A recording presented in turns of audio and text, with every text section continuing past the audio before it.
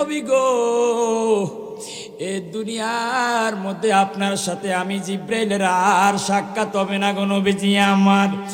জিব্রাইল আমিন চলে গেলেন, এবার আমার নবীর সামনে আরেকজন বসা আছে, নাম কি? কে? এবার আমার নবী বলেন, আজরাইল আমি তোমাকে অনুমতি দিলাম, তুমি শুরু করো। আমি বলছিলাম মৃত্যুর যন্ত্রণা কেমন সেটা বোঝানোর জন্য আমি এই আলোচনাটা করলাম। ও আজরাইল, তুমি এবার তোমার কাজটা শুরু করে দাও। এবার আজরাইল আমার নবী থেকে অনুমতি পাওয়ার পরে বিসমিল্লাহ বলিয়া মদিনার নবীর নূরানি সিনা মোবারকের মধ্যে হাতটা রাখে। আমার নবী হাউ মাউ করে কান্না শুরু করে দেয়। ও আজরাইল, কি করতেছো, কি করতেছো ইয়া রাসূলুল্লাহ?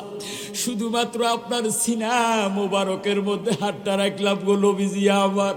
নবী আমার ডাক দেখো, আজরাইল আমি নবীজির সিনার মধ্যে তুমি হাত রেখেছো, আর আমি আজরাইল আমি নবীজির মনে হচ্ছে তামাম দুনিয়াটা আমি নবীজির সিনার মধ্যে তুমি রেখে দিয়েছো রে আজরাইল।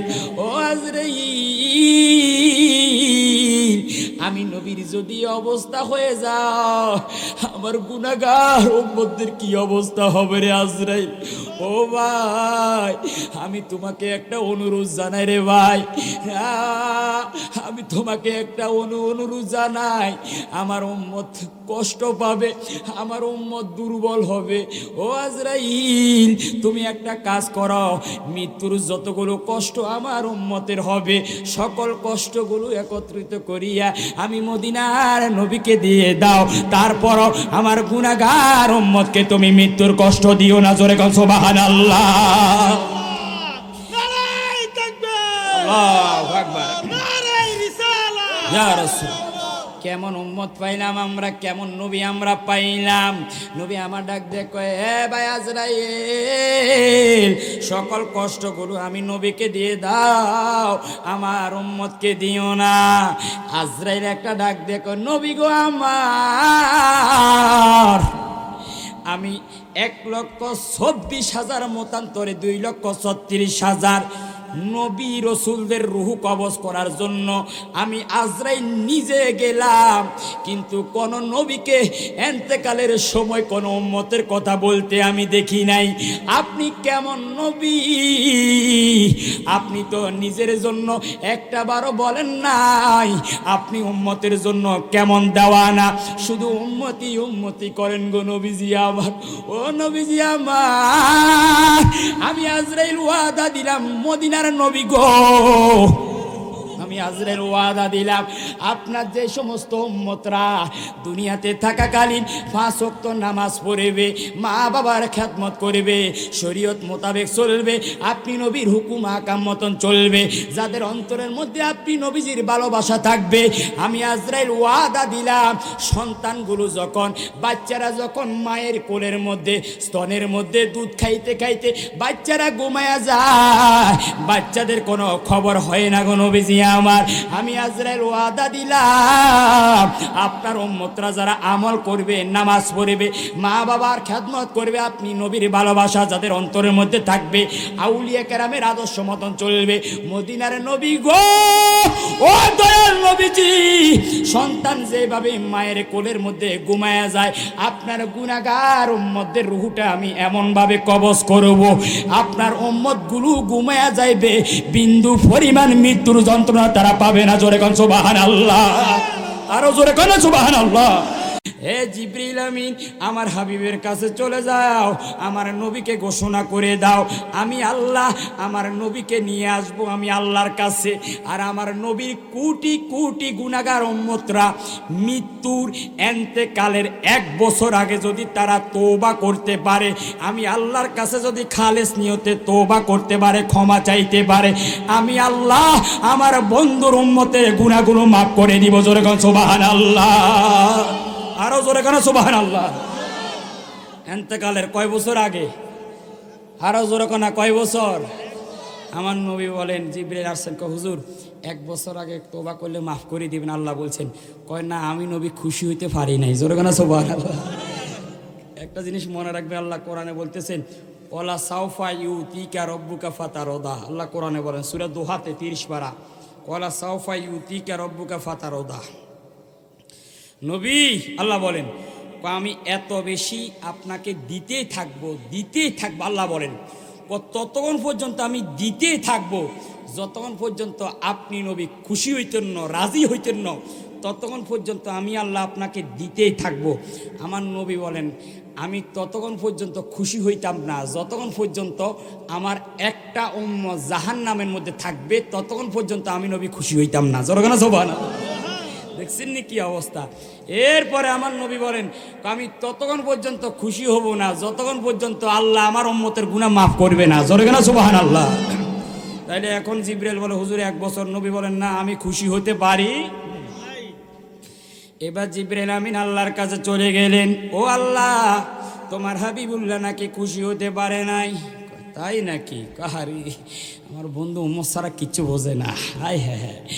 এবার জিবরাইল আমিন আমার আল্লাহ ডাক দেখো জিবরিল যাও যাও যাও আমার নবীকে ঘোষণা করে দাও আমার হাবিবুল্লাহকে আমি আল্লাহ নিয়ে আসব।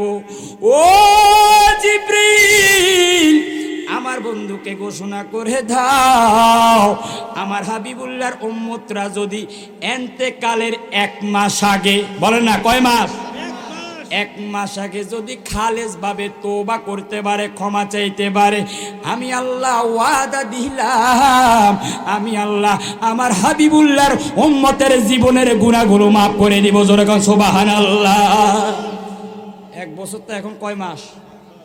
কোন না কয় মাস? নবী বলেন না না আমি এখনো খুশি হতে পারি। জিবরাইল আমিন আবার আল্লাহর কাছে গেছে, আল্লাহ তোমার নবী নাকি এখনো খুশি হয়। আহারে আল্লাহ বলেন জিবরাইল জিবরাইল আমার বন্ধু তো উম্মতের জন্য পাগল, আমি আল্লাহ ভালো করে জানি। যাও যাও আমার হাবিবুল্লাহকে ঘোষণা করে দাও আমার বন্ধুর উম্মতরা যদি এন্তেকালের আগে, যদি এন্তেকালের 1 সপ্তাহ আগে যদি তারা তওবা করে, আমি আল্লাহ তাদের জীবনের গুনাহগুলো মাফ করে দিব। জোরে বল সুবহানাল্লাহ। নবী বলেন এখনো খুশি হতে পারি। কেন? আমার নবীকে জিবরাইল কো হুজুর 1 সপ্তাহে করলে তো কাম হয়ে যাবে। 1 সপ্তাহ না, বেশি না পারি নাই, পারবো না। কেন? আমার উম্মতে 1 সপ্তাহের ভিতরে আবার গুনাহ করে ফেলবে। আমরা যে জায়গায় এখান দিয়ে তওবা করি যায়, বাইরে যাই কয় অমুক ব্যক্তি অমুক এটা করছে ওইটা করছে, ওখান দিয়ে সমালোচনা শুরু করে কিনা, গীবত করা শুরু করে। এখান দিয়ে তওবা করে, ওখান দিয়ে গীবত করে। তার মানে আমার নবী আগে জানতেন উম্মত এখান দিয়ে তওবা করবে, ওখান দিয়ে গুনাহ করবে। আমার নবী বলেন 1 সপ্তাহ, মা গো এই 1 সপ্তাহের ভিতরে আমার উম্মত আবার গুনাহ করে ফেলবে। জোরে বলো সুবহানাল্লাহ। নবী তো বোঝেন, না না না না আমি খুশি হতে পারলাম না। জিবরাইল আমিন আল্লাহর কাছে গিয়ে বলে, আল্লাহ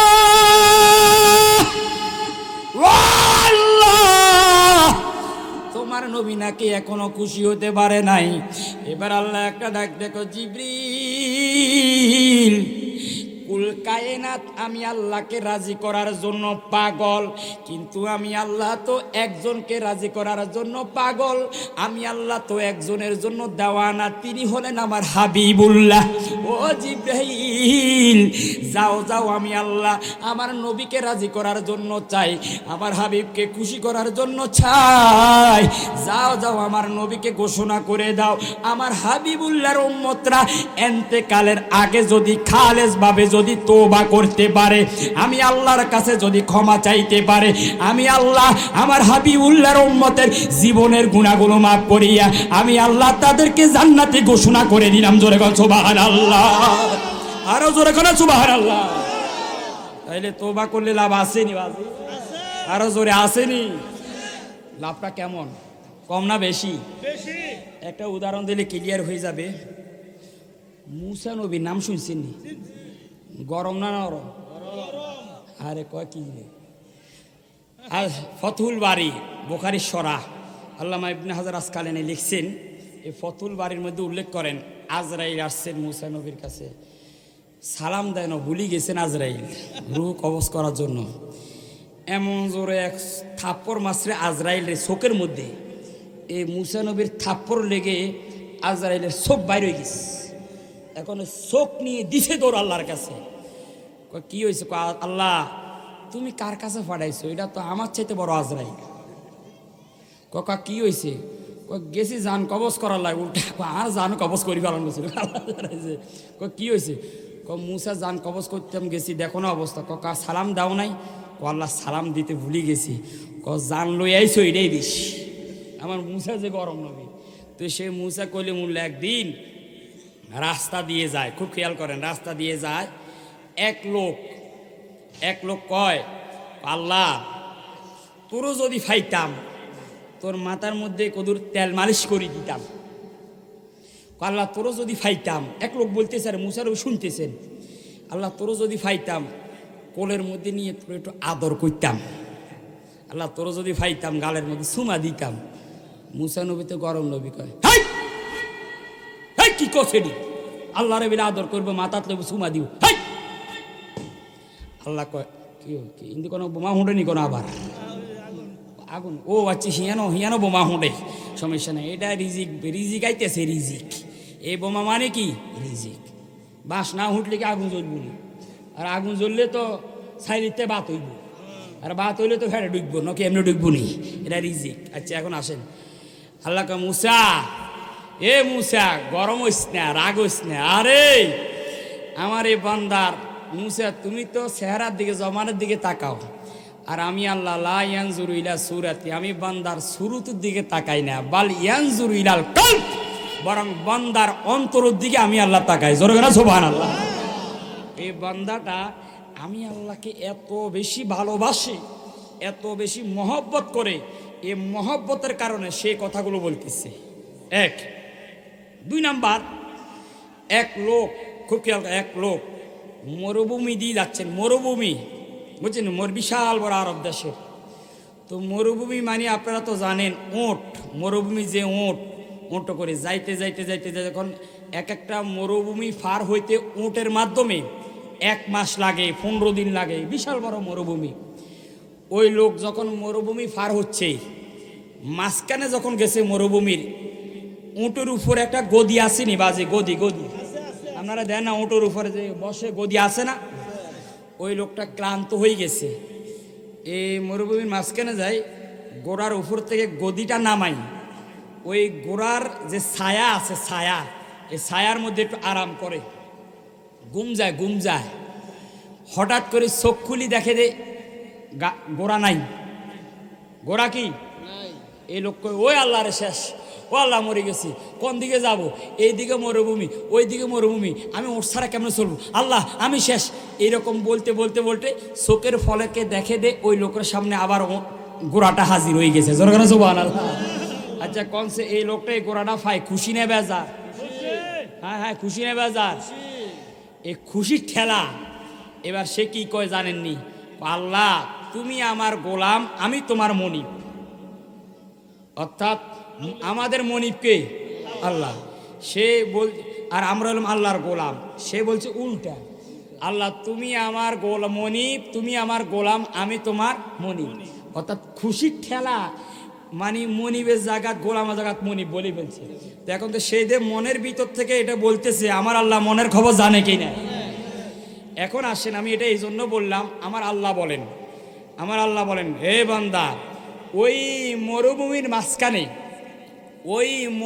মাঝখানে ওই লোকটা হারানো উটটা পেয়ে, ওই বান্দাটা হারানো উটটা খুঁজি পেয়ে যেই খুশিটা হয়েছে, আমার কোন বান্দা গুনাহ করার পরে যখন আমি আল্লাহর কাছে তওবা করে, আমি আল্লাহ এর চাইতে বেশি খুশি হয়ে যাই। যেরকম সুবহানাল্লাহ, এর চাইতে আরো বেশি খুশি হয়ে যাই। হারানো উট পেয়ে ওই বান্দা যে খুশি হয়, আমার কোন বান্দা গুনাহ করার পরে যদি আমি আল্লাহর কাছে ক্ষমা চায়, তওবা করে, আমি আল্লাহ এর চাইতে আরো বেশি কি হয়ে যায়? খুশি হয়ে যায়। তাইলে তওবা করা দরকার আছে কি না? আমার নবী দৈনিক 70 বার তওবা করতেন। নবীর তো কোনো গুনাহ ছিল না, নবী নিষ্পাপ ছিলেন। তারপরে আমার নবী তওবা করতেন দুইটা কারণ, একটা হলো উম্মতের গুনাহ মাফ করানোর জন্য, আর একটা হলো উম্মতকে শিক্ষা দেওয়ার জন্য। জোরে গানা সুবহানাল্লাহ। আল্লাহুম্মা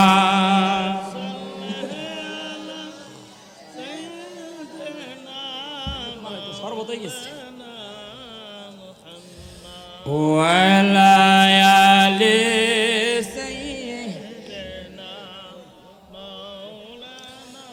আরো জোরে আল্লাহুম্মা সাল্লি, জোরে জোরে মাশাআল্লাহ। মাওলানা মুহাম্মদ ওয়া আলা মাওলানা, আমি নবীজির পাগল, আমি মদিনার পাগল, আমি নবীজির, আমি মদিনার পাগল, আমি নবীজির পাগল, আমি মদিনারি দুলবালি মোর, মদিনারি দুলবালি মোর, নয়নের কাজল, আমি নবীজির পাগল, নার পাগল, আমি নবীজির পাগল, আমি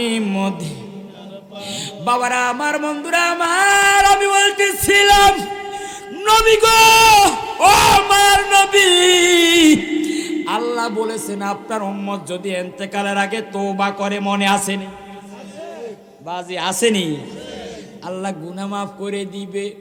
এই কথাটা বলিয়া জিবরাইল আমিন কেঁদে কেঁদে নবীর কাছ থেকে চলে যায়। নবী গো, এই দুনিয়ার মধ্যে আপনার সাথে আমি জিবরাইলের আর সাক্ষাৎ হবে না গো নবীজি আমার। জিবরাইল আমিন চলে গেলেন। এবার আমার নবীর সামনে আরেকজন বসা আছে, নাম কি? কে? এবার আমার নবী বলেন, আজরাইল আমি তোমাকে অনুমতি দিলাম, তুমি শুরু করো। আমি বলছিলাম মৃত্যুর যন্ত্রণা কেমন সেটা বোঝানোর জন্য আমি এই আলোচনাটা করলাম। ও আজরাইল, তুমি এবার তোমার কাজটা শুরু করে দাও। এবার আজরাইল আমার নবী থেকে অনুমতি পাওয়ার পরে বিসমিল্লাহ বলিয়া মদিনার নবীর নূরানি সিনা মোবারকের মধ্যে হাতটা রাখে। আমার নবী হাউ বাউ করে কান্না শুরু করে দেয়। ও আজরাইল, কি করতেছো, কি করতেছো ইয়া রাসূলুল্লাহ? শুধুমাত্র আপনার সিনা মোবারকের মধ্যে হাতটা রাখলাম গো নবীজি আমার। নবী আমার ডাক দেখো, আজরাইল আমি নবীজির সিনার মধ্যে তুমি হাত রেখেছো, আর আমি আজরাইল, আমি নবীজির মনে হচ্ছে তামাম দুনিয়াটা আমি নবীজির সিনার মধ্যে তুমি রেখে দিয়েছো রে আজরাইল। ও আজরাইল, আমি নবীর যদি অবস্থা হয়ে যাও, আমার গুনাহগার উম্মতদের কি অবস্থা হবে রে আজরাইল? ও ভাই, আমি তোমাকে একটা অনুরোধ জানাই রে ভাই, আমি তোমাকে একটা অনুরোধ জানাই। আমার উম্মত কষ্ট পাবে, আমার উম্মত দুর্বল হবে। ও আজরাইল, তুমি একটা কাজ করো, মৃত্যুর যতগুলো কষ্ট আমার উম্মতের হবে সকল কষ্টগুলো একত্রিত করিয়া আমি মদিনার নবীকে দিয়ে দাও। তারপরও আমার গুনাহগার উম্মতকে তুমি মৃত্যুর কষ্ট দিও না। জোরে কোন সুবহানাল্লাহ। নারায়ে তাকবীর, আল্লাহু আকবার, নারায়ে রিসালাত। ইয়া রাসূল, কেমন উম্মত পাইলাম আমরা, কেমন নবী আমরা পাইলাম। নবী আমার ডাক দেখো, হে ভাই আজরাইল, সকল কষ্টগুলো আমি নবীকে দিয়ে দাও, আমার উম্মতকে দিও না। আজরাইল একটা ডাক দেখো, নবী গো আমার,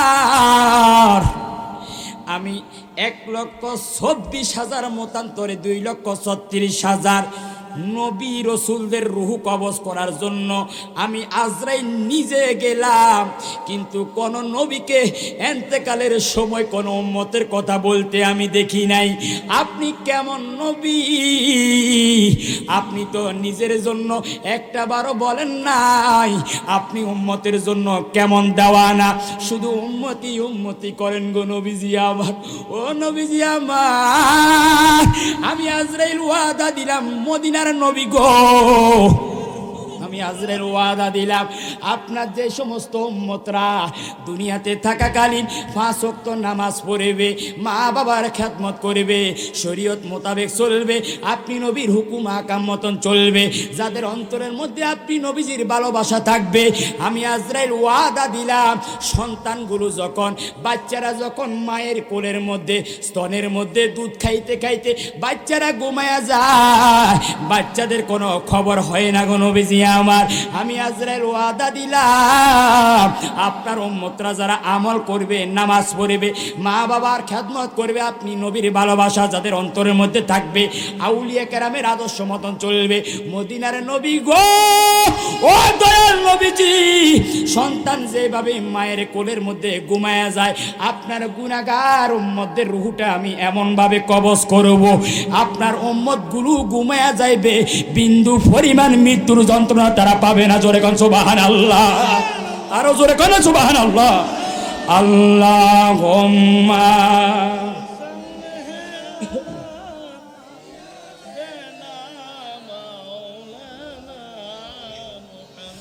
ওয়ালা আলি সাইয়্যিদিনা এ ভালো যদি বাঁচতে হয় নবীকে বাসনে, ভালো যদি বাঁচতে হয় নবীকে, ভালো যদি বাঁচতে হয় নবীকে বাসেন, এটা বললে কি কোনো শিরিক হবে? বেদাত, নাজায়েজ, হারাম, সোয়াব আসেনি? আরো জোরে আসেনি? তাহলে একটা জবানও বন্ধ করবেন না, নাত পড়েন। আমার নবী মসজিদে নববীর মধ্যে যারা হজ হিসাব আছেন, হজ করতে গেছেন, তারা দেখবেন। আর যদি ভবিষ্যতে যান, আপনাদেরকে একটা তথ্য দিয়ে দিই, মসজিদে নববীর মধ্যে গেলে দেখবেন ওই শুক্রবারে ইমাম সাহেব হুজুর, খতিব সাহেব আছে, আমাদের মুখলেস হুজুর, এই দরবারের খাদেম, আমি অনেক মহব্বত করি, কথাও অনেক সুন্দর, মিশুক মানুষ। আল্লাহ দোয়া করি আল্লাহ হায়াতের মধ্যে আরো বরকত দান করে, শোনা আমি। আরে ভাই, জুমার দিন যখন খোদবা পড়ে, কিসের উপর দাঁড়ায় খোদবা পড়ে? কন্যা কন্যা কিসের উপর? তো দেখবেন মসজিদের নববীর মধ্যে গেলে মিম্বার দুইটা, একটা না দুইটা। কিরে দুইটা কেন? কারণ আছে। আরে ১৫০০ বছর আগে আমার নবীর একজন শায়ের ছিল, নাত করতো, হাসান বিন সাবিত। একদিন আমার নবী বলেন, এ সাহাবিরা, তোমরা একটা মিম্বার তৈরি করো। কয় হুজুর কেন? একটা তো আরেকটা বানাও। বানাইলো। কয় হুজুর কেন বানাইলাম? কয় এটার মধ্যে দাঁড়াইয়া দাঁড়াইয়া আমার হাসান, আমি নবীজির নাতে রসুল পাঠ করবে। জোরে না সুবহানাল্লাহ। এবার হাসান বিন সাবিত যখন মিম্বারের মধ্যে দাঁড়াইয়া দাঁড়াইয়া নাত পড়তেন, আর এই দিক দিয়ে আমার নবী দোয়া করতেন, আল্লাহুম্মা আইয়িদহু বিরুহুল কুদ্দুস। আল্লাহ, হাসান আমি নবীর নাত পড়তেছে, শুধু হাসান নয়, কিয়ামত পর্যন্ত যারা এভাবে আমি নবীজির নাতে রসুল পড়বে, আল্লাহ তুমি তাদেরকে জিব্রাইলের মাধ্যমে সাহায্য করো। জোরে না সুবহানাল্লাহ। তাহলে নাত পড়লে জিব্রাইলের মাধ্যমে সাহায্য করা হবে, গুনাহ মাফ হয়ে যাবে, আমার নবী খুশি হয়ে যাবে। কি বলেন, ঠিক কি না? তাই মহব্বতই বলেন, ভালো যদি বাঁচতে হয় নবীকে বাসনে, ভালো যদি বাঁচতে এ নবী তারানে ওয়ালা, নবী বাঁচানে ওয়ালা, নবী তারানে ওয়ালা, নবী বাঁচা প্রাণের চেয়ে ওদিকে প্রিয়, প্রাণের চেয়ে ওদিকে প্রিয় নবীকে বাসনে, ভালো যদি বাঁচতে এ ভালো যদি বাঁচতে হয় নবী। সাখারাতের বিছানাতে কি যে যন্ত্রণা, সাগরের পানি দিলে তৃষ্ণা মিটবে না। এ সাখারাতের বিছানাতে কি যে যন্ত্রণা, সাগরের পানি দিলে তৃষ্ণা মিটবে না। কাউসারের পানি দিবেন শাহে মদিনা, কাউসারের মালিক যিনি তাহাকে জানুন। ভালো যদি বাঁচতে হয় এ ভালো যদি বাঁচতে হয় নবী, এ নবী তারানে ওয়ালা, নবী বাঁচ প্রাণের চেয়ে ওদিকে প্রিয় নবীকে বাসনে, ভালো যদি বাঁচতে। বাবারা আমার, বন্ধুরা আমার, আমি মনে আসিনি আপনাদের জিব্রাইল আমিন নবীজির কোন জায়গায় হাত রাখছে মনে আসেনি? আজরাইল, আজরাইল কে? জিব্রাইল না আজরাইল? কোন জায়গায় হাত রাখছে? আমার নবী বলছেন কয় সবটি কষ্ট একসাথে আমি নবীরে দিয়ে দাও, আমার উম্মতরে দিও না। কোথাও চিন্তা করিয়েন না, আপনাকে একটা শুভ সংবাদ দিচ্ছি। উম্মত যদি আমলদারি হয়, বাচ্চা দেখবেন মায়ের কোলে দুধ খাইতে খাইতে অনেক সময় বাচ্চা ঘুমায় যায়, কি বলেন ঠিক কিনা? আমার ওই যে আজরাইল নবীর সাথে ওয়াদা করছেন, আপনার উম্মতের রূহ এমনভাবে কবজ করব, এই আপনার উম্মত এমনি ঘুমায় যাব, বিন্দু পরিমাণ মৃত্যুর কষ্ট হবে না। জোরে না সুবহানাল্লাহ। এবার আমার নবী বলেন, ফাতেমা, কয় বাবা কি? কয় দুইটা ফেয়ালা বাটি দাও, ফেয়ালা বাটি। আহারে, আমার নবীর দরবারে দুইটা ফেয়ালা বাটি দিলেন। এবার আমার নবী বলেন, ও ফাতেমা, এই দুই ফেয়ালা বাটির মধ্যে ফানি নাও, ফানি। এবার ফানি নিলেন। এবার আমার নবী যে দুই ফেয়ালার মধ্যে এভাবে হাত দিলেন, জিবরিল আমিন এবার নবীজির রূহ মোবারক নিচ্ছেন।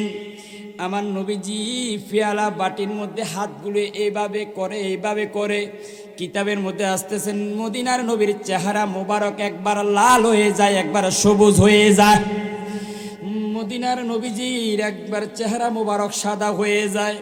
এইভাবে নিতে নিতে নিতে নিতে হঠাৎ করে আমার নবীর জবান দিয়ে বলে, আহারে, মৃত্যুর একটা কষ্ট আছে, মৃত্যুর একটা কষ্ট আছে, মৃত্যুর একটা কষ্ট আছে। এই কথাটা বলার পরে আমার নবীজি সর্বশেষ তিনটা শব্দ বলল, উম্মত আসসালাত আসসালাত আসসালাত, উম্মত নামাজ নামাজ নামাজ। এই কথাটা বলিয়া মদিনার নবী মুহূর্তের মধ্যে আমার আল্লাহর দিদারের মধ্যে চলে গেলেন। জোরে গান সুবহানাল্লাহ, আরো জোরে গান সুবহানাল্লাহ। তার মানে আমরা এখান থেকেও প্রমাণ হয়ে গেল, নবীজি বলছেন মৃত্যুর একটা কষ্ট আছে। তো সমান তো শুধু চড়ুই পাখি, এরপরে আরেকটা বলছিলাম, তারপরে ছাগল, আর আমার দয়াল নবীজির ইন্তেকালের সময়। এই তিনটা থেকে আমরা বুঝতে পারলাম মৃত্যুর সময় কষ্ট হবে, যন্ত্রণা হবে। তবে যদি আপনি ইমানদার মুত্তাকিন হন, তাহলে বিন্দু পরিমাণ কষ্ট আর হবে। তাহলে আমরা 3 নাম্বার পয়েন্টের আলোচনা করলাম। 1 নাম্বার করছি মৃত্যু কি, মনে আসেনি আপনাদের? 2 নাম্বার আলোচনা করছি মৃত্যু কেন বিভিন্ন জায়গায় হয়। আর 3 নাম্বার পয়েন্টের আলোচনা করলাম মৃত্যুর কষ্ট। এবার 4 নাম্বার একটু আলোচনা আরও একটু করি, এরপর ইনশাল্লাহ শেষ করে দিব। এত কষ্ট করি ফিরসা হুজুরের দরবারে আসলাম। এই দরবার বাবা শোনেন, এই দরবারকে আপনারা যেরকম মহব্বত করেন আমিও মহব্বত করি। সবাই কোন মারহাবা। কেন? কারণ আমি বহুত দরবার আল্লাহ আমাকে নিয়েছি, বহুত ফিরসাবের কাছে আমি গেছি। একনিষ্ঠবান ব্যবহার, তবিয়ত, লোভ, লালসা, কত কিছু কত জায়গায় দেখলাম। আলহামদুলিল্লাহ আরাগাঁও দরবারে আসলাম, ফিরসা হুজুর কাছে আমি ব্যতিক্রমী কিছু দেখছি, যেটার কারণে যার মধ্যে কোনো লোভ নাই, যার মধ্যে কোনো হিংসা নাই। এটা আমি ওইখানে আসি বিদায় এটা বলতেছি না, আল্লাহ একজন আমার উপরে আছে, আমি কেন মিথ্যা বলবো? কারণ কাল কিয়ামতের ময়দানে আমারও তো জিহ্বা কেটে দিব যদি উল্টাপাল্টা বলি কেসি দিয়ে। তো এই দরবারে আমি দেখলাম এখানে কোনো নারী দেখছিনি আপনারা? নারী মহিলা দেখছিনি? সব বাইরে, এখানে নাই, ভিতরে কোনো নারী পুরুষ নাই। বাবা রাস্তার মধ্যে যদি নারী আসে, বর্তমান যে যোগ, আপনি যদি বাধা দিতেন যান, তুফান আপনার উপর আইব। এমন এক যখন কীটা করবো রাস্তার মধ্যে, আমি রাস্তার মধ্যে ঘুরে আপনার কি এরকম বলবো? কিন্তু আলহামদুলিল্লাহ আপনারা দেখেন এই এতগুলো মানুষ এখানে বসে আছেন, এই প্যান্ডেল দিয়ে রাখছে, একটা বাউন্ডারি দিয়ে রাখছে, বাউন্ডারির ভিতরে কোনো অবাধ মিলামাশা নাই। সবাই আলহামদুলিল্লাহ সুন্নতি পোশাক পরিধান করে নামাজের টাইমে নামাজ, এবাদত বন্দিগির টাইমে এবাদত। এত সুন্দর একটা দরবার আমি খুব কমে দেখছি। সেই জন্য এই দরবারকে আমি মহব্বত করি, ব্যক্তিগতভাবে ভালোবাসি। বিদায় ফিরসা হুজুর সবসময় আলহামদুলিল্লাহ আমারও মহব্বত করেন, দোয়া করেন। বিদায় যত দূরে থাকি, যেখানে থাকি, অন্তত চেষ্টা করি দরবারে আসার জন্য। আপনারাও সম্পর্ক রাখবেন কিয়ামত পর্যন্ত ইনশাল্লাহ দরবারের সাথে। রাজি আসুন তো ইনশাআল্লাহ? সম্মানিত সুধী, এখন আমি যেটা বলতেছিলাম বাজি বইয়েন, আমি যেটা বলতেছিলাম সেটা হলো যেহেতু আসছি তো আরও একটু করি, এরপর ইনশাল্লাহ শেষ করে দিবি। এটা মহব্বতের জায়গা, ভালোবাসার জায়গা। আপনাদের যে মনোযোগ, আপনাদের যে অ্যাটেনশন, আপনাদের একটা আকর্ষণ, আলহামদুলিল্লাহ আমার খুব ভালো লাগতেছে। সেই জন্য আলোচনা করি, আমি ভালো লাগতেছে। আমি ধারাবাহিকভাবে আরও একটু আলোচনা করি, ইনশাল্লাহ শেষের দিকে যাব, আমার পরে আরেকজন বক্তা এসে যাবে। এবার ৪র্থ নাম্বার পয়েন্টের আলোচনা করব। দেখবেন মানুষের মধ্যে 2 শ্রেণীর মানুষ হবে, একটা হলো বদকার আর একটা হলো ইমানদার, একটা হলো মমিন আর একটা হলো গুনাহগার, 2 ধরনের মানুষ হবে। কি বলেন, ঠিক কিনা? এখন 2 প্রকারের মানুষও কি মৃত্যুকে একরকম হবে? ওমা, আপনারা তো আওয়াজে বোঝা যায় বদকার যিনি পাপিষ্ট এর মৃত্যু যেরকম হবে, যিনি ইমানদার ওর মৃত্যু একই রকম হবে না। বাজি বহুত বেশ কম। এখন হুজুর বেশ কমটা কেমন একটু বুঝাই দিই আমি আপনাদেরকে। দেখেন, একজন ইমানদার যখন মৃত্যুর সময় হয়ে যাবে, আরে দেন এটা এদিকে দেন, কার ভোটার আইডি কার্ড। আরে আমার এক বোন মারিয়া একটা জেরিন, ওনার ভোটার আইডি কার্ড পাওয়া গেছে, যদি পান নিয়ে যাবেন, এটা একটা ভালো কাজ। আমাদের এই ইমাম সাহেব হুজুর মুখলিস হুজুর কাছে আছে, ওনার থেকে নিয়ে যাবেন। আচ্ছা যাক, আমি বলছিলাম দেখবেন এ বাবা, মৃত্যুর সময় হলে একজন মানুষ বুঝতে পারে তার দিয়ে মরণ হইব, কিছু আলামত আছে, যত কিছু কর না কেন। এবার মমিনের মৃত্যুটা কেমন জানেন? মমিন ব্যক্তি মৃত্যুর আগে সে ভালো ভালো স্বপ্নে দেখবে। জোরকানা সুবহানাল্লাহ। মমিনের কি মর্যাদা দেখেন, এখন বুঝতে পারবেন। ভালো ভালো স্বপ্ন দেখতে দেখতে এবার যখন মৃত্যুর সময় গণে আসবে, আল্লাহ একদল ফেরেশতা পাঠাবে, এই তোমরা জান্নাতে যাও। যাবে গিয়ে তারা জান্নাতে একটা ফ্লেট নিবে। এই ফ্লেটের মধ্যে, এই ফ্লেট থেকে মেশকো আম্বরের গ্রান বাইরিব। জান্নাতি রেশমি কাপড় দিয়ে এই ফ্লেটটাকে মুসরাই বেঁধে একদল ফেরেশতা, বিশাল বড় একটা বাহিনী মুমিন ব্যক্তির ঘরের মধ্যে আসবে। এসে খুব খেয়াল করবেন, যারা রুহু কবজ করবেন, আমরা তো অনেকে মনে করি এমনি আমাদের রুহু কে কবজ করে, কনসে ওমা কন না কে? আচ্ছা এবার একটা প্রশ্ন করি, দেখি উত্তর দিতে পারেননি।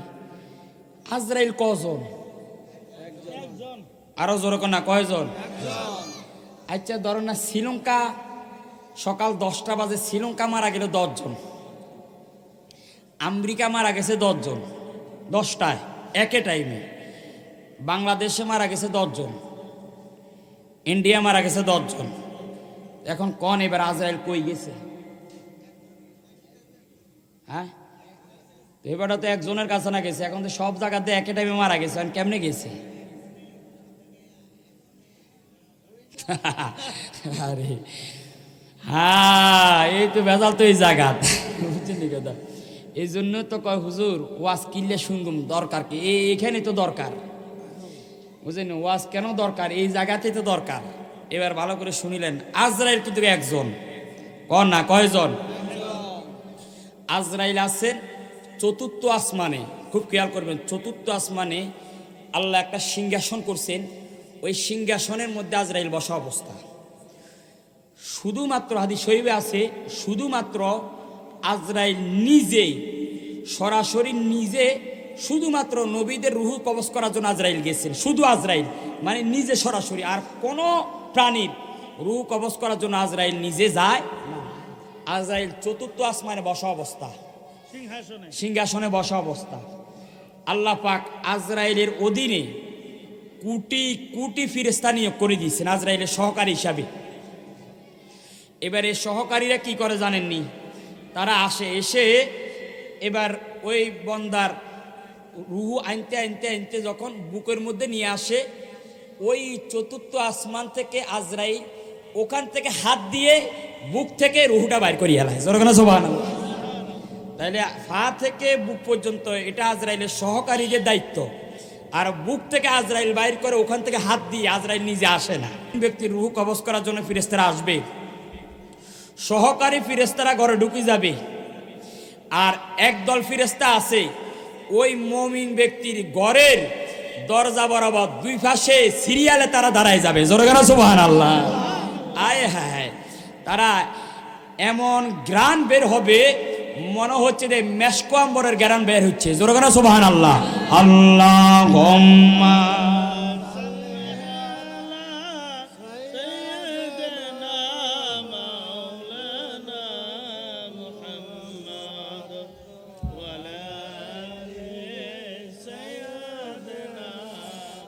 মাওলানা মুহাম্মাদ আল্লাহুম্মা জোরে জোরে জোরে ঘুমাই যায়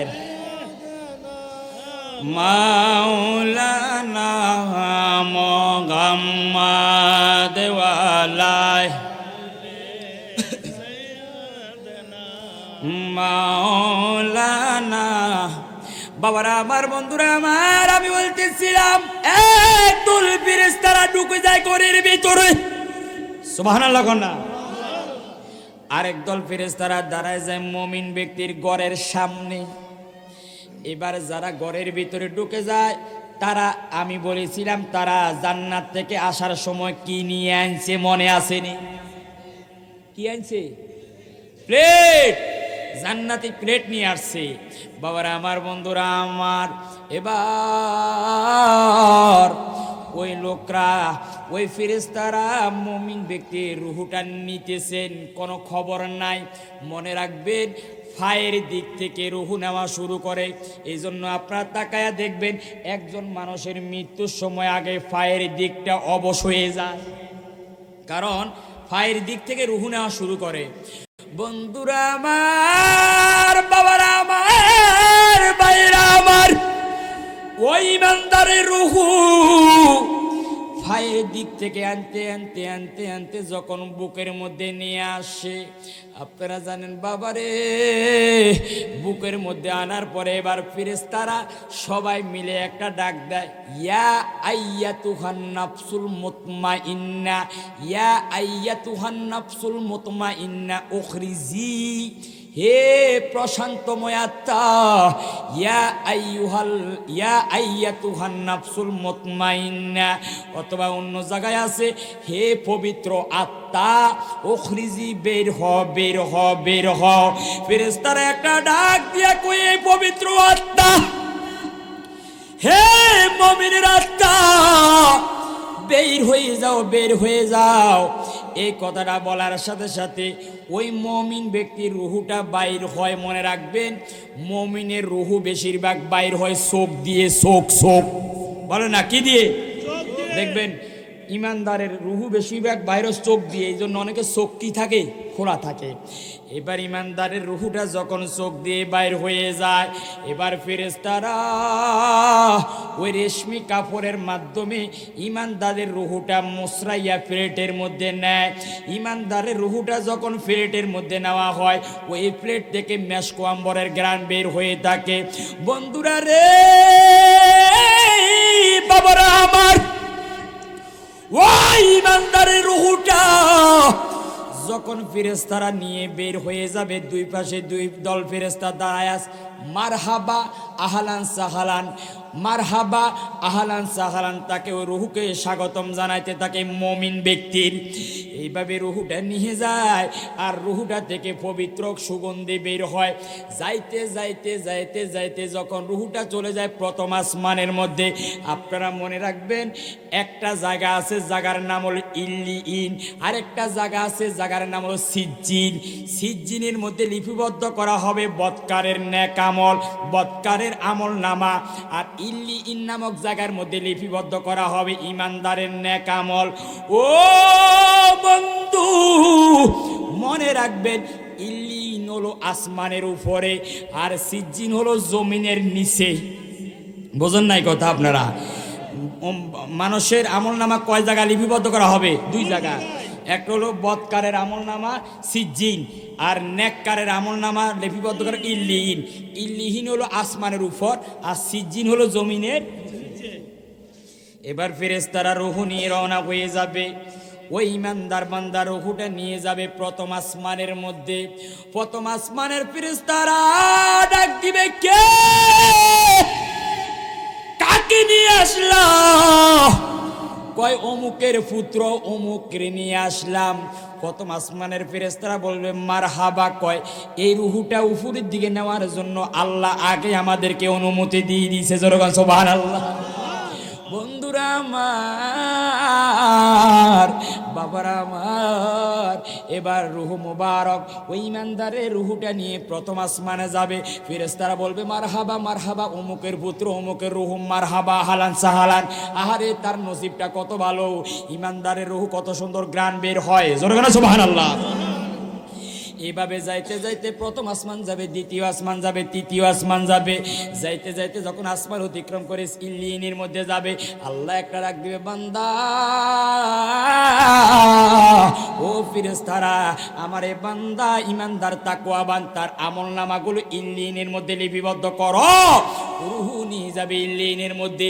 এই দিক দিয়ে আত্মীয় রুহু চলে যাবে উপরে, আর এই দিক দিয়ে আত্মীয় স্বজন সন্তানরা মিলে বডিটা গোসল করাবে, ঘর থেকে বাইর করবে, গোসল করাবে, কাফনের কাপড় পরিধান করাবে, খাটের মধ্যে উঠাবে, লাশটা নিয়ে রওনা হয়ে যাবে, জানাজার নামাজ পড়াবে, লাশটা নিয়ে কবরের দিকে যাইতে থাকবে। যাইতে যাইতে যাইতে কিন্তু রুহু বডির মধ্যে না থাকলো, আল্লাহ বডিকে এমন একটা ক্ষমতা দিয়েছেন, ওই বডি বুঝতে পারবে তাকে যে নিয়ে রওনা হয়ে যাচ্ছে, তাকে যে নিয়ে যাচ্ছে সে বুঝতে পারবে, কিন্তু কথা বলার শক্তি তার। বন্ধুরা আমার, যখন বডিটা নিয়ে যাবে কবরের কাছে, ওই বডিটা বলবে, আরে তোমরা কারা, এতগুলো মানুষ, কিছু নিচে আসো কিছু কবরে আছে, কারণটা কি কই নিচ্ছ আমাকে? এবারে যখন লাশটা কবরের মধ্যে রাখার আগে, যখন কবরের মধ্যে কয়জন নামে? তিনজন। কয়জন? তিনজন মানুষ নামে। লাশটা বলে, কে তোমরা? কিরে এতগুলো মানুষ আমার সাথে আসলা, শুধুমাত্র তিনজন আমার সাথে, আর বাকিরা কেন? বুঝতে পারলাম, মনে হয় তিনজন আমার সাথে থাকবা, আর অন্য কেউ আমার সাথে যাইবা না।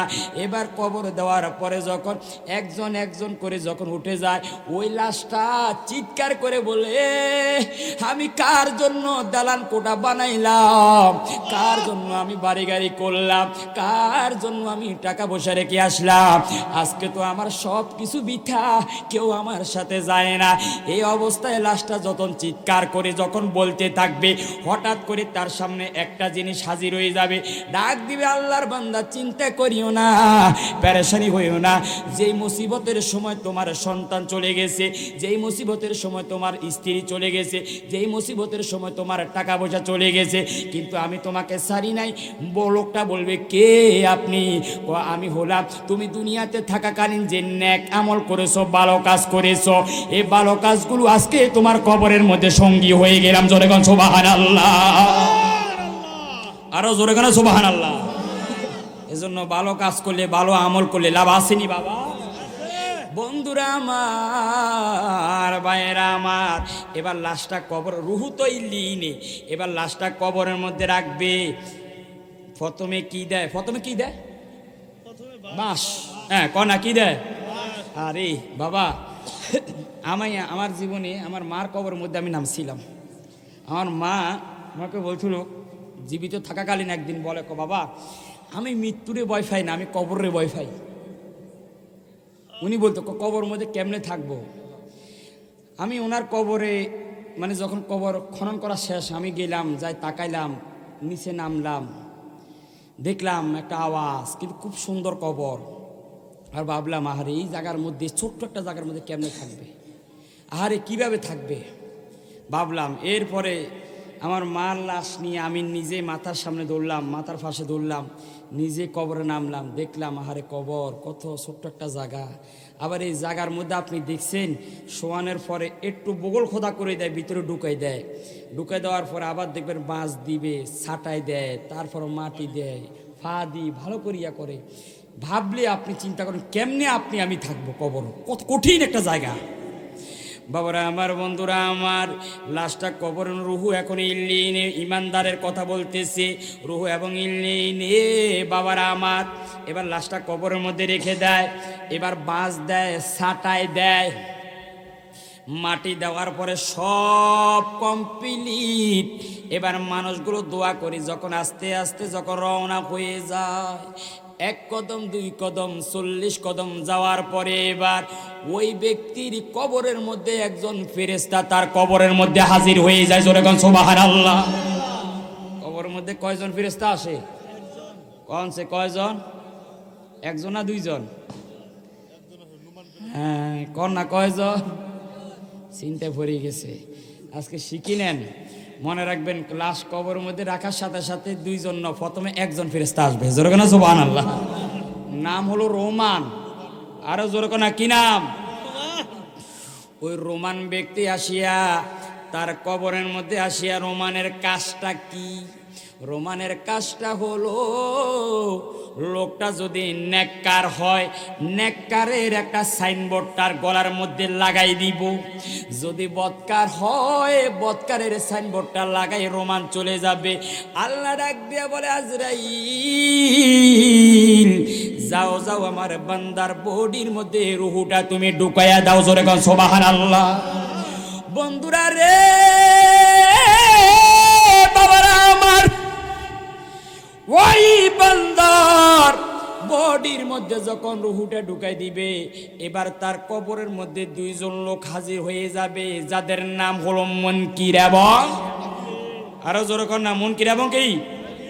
মুনকির নকির শব্দের অর্থ হলো অপরিচিত, যাদেরকে আগে কোনো পরিচিত তাদের সাথে ছিল না। এই মুনকির নকির এসে দুইজনে এসে বলবে, এই ওঠো। মুমিন বান্দাকে, মুমিন বান্দা উঠে যাবে, কবরের মধ্যে বসে যাবে। বর্ষ। এখন আপনারা বলেন, কবরের মধ্যে প্রশ্ন কয়টা করবে? আরো জোরে, কয়টা?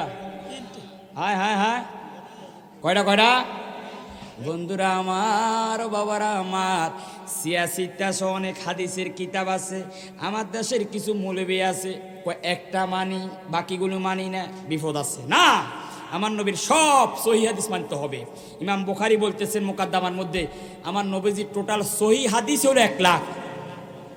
আপনি কোথায় এগুলো ব্যাখ্যা করতে গেলে অনেক বিষয় লাগবে, এগুলো আপনারা বুঝবেন না আলেম ছাড়া, অনেক বিশাল বিষয়, সেদিকে যাচ্ছি না এখন। বাবারা আমার, বন্ধুরা আমার, মুসলিম শরীফ, আবু দাউদ শরীফ, ইবনে মাজা, নাসাই, এইভাবে যত হাদিসের কিতাব আছে, সব কিতাবের মধ্যে আছে প্রশ্ন করবে 3টা। আরো জোরে কোন না, কয়টা? 1 নাম্বার প্রশ্ন হলো, মান রব্বুকা, ও বান্দা তোমার রব কে? 2 নাম্বার প্রশ্ন করবে, ওমান দিনুকা, বান্দারি তোমার দিন কি? 3 নাম্বার প্রশ্ন করবে, ওমান নবিউকা, তোমার নবী কে? এই 3টা প্রশ্ন করবে। কিন্তু কিতাব, আল্লাহর কিতাবের পরে সবচেয়ে প্রসিদ্ধ কিতাবের নাম হলো বুখারী। যে বুখারী এমন একটা কিতাব, যেটা এমন একটা কিতাব, কোরআনের পরে যে কিতাবের মর্যাদা, যে কিতাব যিনি সংকলন করেছেন নাম হলো আবু আব্দুল্লাহ মুহাম্মদ ইবনে ইসমাইল বুখারী, যিনি ছোট্টকালে যিনি অন্ধ হয়ে গেছেন, অন্ধ, চোখে দেখতো না। একদিন তার মা গভীর রজনীর মধ্যে আল্লাহকে বলেন, আল্লাহ আমাকে তুমি একজন সন্তান দিলা, কিন্তু সন্তানটা চোখে দেখে না, অন্ধ। আমি মা তোমার দরবারে দোয়া করতেছি রে আল্লাহ। মা মা মা মায়ের দোয়া আল্লাহ কখনো খালি ফিরত দেয় না। ইমাম বুখারীর মা চোখের পানি ছাড়িয়ে আল্লাহর কাছে কান্নাকাটি শুরু করে দেয়, আল্লাহ আমার ইমাম বুখারী, আমার সন্তানের চোখের আলো নাই, অন্ধ, আল্লাহ তুমি চোখের আলো ফিরে দাও। এই কথাটা বলিয়ে ইমাম বুখারীর মা ঘুম যাচ্ছেন, আর স্বপ্নের মাধ্যমে আল্লাহর নবী ইব্রাহিম খলিলুল্লাহ ইমাম বুখারীর মার কাছে এসে বলেন, ও ইমাম বুখারীর মা, আল্লাহ তোমার দোয়া কবুল করেছেন, আল্লাহ তোমার ছেলের চোখের আলোকে ফিরাইয়া দিয়েছেন। জোরগান সুবহানাল্লাহ। সেই ইমাম বুখারী রহমাতুল্লাহ আলাইহি ওনার কিতাব সহিহ বুখারীর মধ্যে উল্লেখ করেন, দেখেন সুনানে তিরমিজি, নাসাই, ইবনে মাজা, আবু দাউদ, সুনানে দারিমি, যত হাদিসের কিতাব আছে সবগুলোর মধ্যে আছে প্রশ্ন করবে কয়টা? বন্ধুরা রে, কিন্তু বুখারীর মধ্যে রয়েছে প্রশ্ন 3টা করবে না, কবরের মধ্যে প্রশ্ন করবে 1টা। আরো জোরে কোন সুবহানাল্লাহ। প্রশ্ন কয়টা? আম্মা বুখারীকে আপনি অস্বীকার করতে পারবেন? আরে বাবা, বুখারীকে অস্বীকার করা যাবে? বুখারীর মধ্যে প্রশ্ন করবে আছে মাত্র, প্রশ্ন কবরের মধ্যে কয়টা করবে? হ্যাঁ, আরো জোরে কয়টা? বিপদে পড়ে গেছে। আরে বাবা আমার সাথে কন, মিশা নয়, এটা হাসা কথা, কিতাবের কথা শুনেন। আমরা যা বলবো তা কিতাব দেখে বলবো, বানেন না, কথা বলার কোনো সুযোগ আমাদের নাই। তাইলে বলেন, অন্য যত কিতাব আছে সব কিতাবের মধ্যে আছে প্রশ্ন করবে কয়টা? কিন্তু বুখারীর মধ্যে আছে প্রশ্ন কয়টা? একটা। আরো জোরে কয়টা? একটা। এখন প্রশ্ন করতে পারেন, হুজুর বুখারীর মধ্যে কোন প্রশ্নটার কথা উল্লেখ রয়েছে, কোনটা করবে? দেখেন, অন্য কিতাবের মধ্যে আছে প্রথম প্রশ্ন করবে মান রব্বুকা, তোমার রবকে, প্রথম প্রশ্ন। দ্বিতীয় নাম্বার অমান দিনুকা, তোমার ধর্মকে। তৃতীয় নাম্বার প্রশ্ন হলো অমান নবিউকা, তোমার নবী কে? সহিহ বুখারীতে আছে প্রথম প্রশ্ন করবে না, দ্বিতীয় প্রশ্ন করবে না, আল্লাহ সম্পর্ক প্রশ্ন করবে না, দিন সম্পর্কে করবে না। ফেরেশতারা ডাক দিবে, আল্লাহর বান্দা, এইভাবে কবরের মধ্যে মা কুনতা তাকুলু ফি হক্কে হাজার রাজুল, এইভাবে ফেরেশতারা দেখাই দিবে। এক তাফসীরের মধ্যে আছে আমার আপনার কবরের মধ্যে আমার নবী হাজির থাকবে। জোরে কোন সুবহানাল্লাহ। বন্ধুরা রে, বাবারা আমার, আরেক জায়গার মধ্যে রয়েছে ইমানদার ব্যক্তির কবর সরাসরি আমার মদিনার নবীর রওজার সাথে খুলে দেওয়া হবে, কানেকশন করে দেওয়া হবে। অর্থাৎ ইমানদার ব্যক্তি মদিনার নবীকে দেখতে থাকবে, কিন্তু প্রসিদ্ধ মত হলো আমার নবীজি কবরের মধ্যে, ইমানদারের কবরের মধ্যে আসবে, নবী কবরের মধ্যে থাকবে।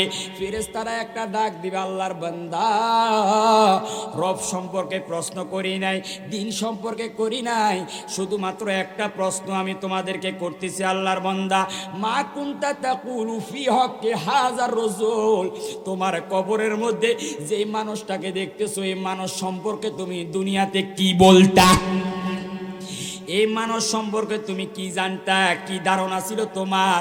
লোকটার অন্তরের মধ্যে যদি নবীর ভালোবাসা থাকে, লোকটা যদি আমার নবীকে ভালোবেসে থাকে, লোকটা যদি নবীর প্রেমিক হয়ে থাকে, লোকটা যদি নামাজি হয়ে থাকে, লোকটা যদি মা বাবার খাদমতকার হয়ে থাকে, লোকটা যদি আল্লাহওয়ালা হয়ে থাকে, ওই লোকটা একটা ডাক দিবে, ফেরেশতারা রে, সরে যা, সরে যা, ও ফেরেশতারা, আমি দুনিয়াতে থাকাকালীন যেই নবীকে না দেখিয়া, যেই নবীর দুরূদ শরীফ আমি পড়েছিলাম, আমি দুনিয়াতে থাকাকালীন যেই নবীকে না দেখিয়া, যেই নবীর মহব্বত আমার অন্তরের মধ্যে আমি ধারণ করেছিলাম, আমি দুনিয়ার মধ্যে থাকাকালীন যেই নবীকে না দেখিয়া নবীর কথাগুলো আমি মেনে চলেছিলাম, আজকে সেই নবীজি আমার খবরের মধ্যে এসেছে।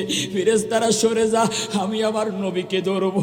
আল্লাহ ডাক দিবে, ও ফেরেশতারা, আর প্রশ্নের দরকার নাই, আমার বান্দার কবরটাকে আমি আল্লাহর জান্নাতের সাথে কানেকশন করে দাও। জোরে কোন সুবহানাল্লাহ, আরো জোরে কোন সুবহানাল্লাহ। বাবারা আমার, বন্ধুরা আমার, এবার মুমিন ব্যক্তি যখন এই প্রশ্নের জবাব দিয়ে ফেলবে, এখন একটা কথা বলে যায়, হুজুর আপনি বলছেন একটা প্রশ্ন করবে, কিন্তু বাকি দুইটা কেন করবে না? কারণটা কি? আম্মা, আল্লাহ সম্পর্ক করবে না, দিন সম্পর্ক করবে না, শুধু নবীর সম্পর্কে, এখন কারণ কি? এবার আমি আপনাদেরকে জানতাম চাই, বলেন আমার নবীর ভিতরে আল্লাহ আসেনি? আওয়াজে বোঝা যায় নাই মনে হয়, আরো জোরে কোন আছে? সবাই একটা জবানও বন্ধ রাখবেন না, এমন ভাবে আওয়াজ দিবেন যাতে করে আল্লাহ খুশি হয়ে যায়, মদিনার নবীও রাজি হয়ে যায়।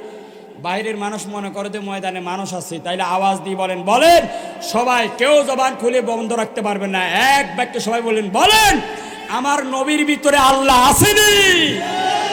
আরো জোরে আসেনি? এবার বলেন আমার নবীর ভিতরে ইসলাম আসেনি? আরো জোরে ধর্ম আসেনি? তার মানে আমার নবীকে মানা মানে আল্লাহকে মানা, নবীকে মানা মানে ধর্মকে মানা। সেই জন্য আল্লাহ সম্পর্ক প্রশ্ন করা হয় নাই, দিন সম্পর্ক প্রশ্ন করা হয় নাই, নবী সম্পর্কে করেছেন।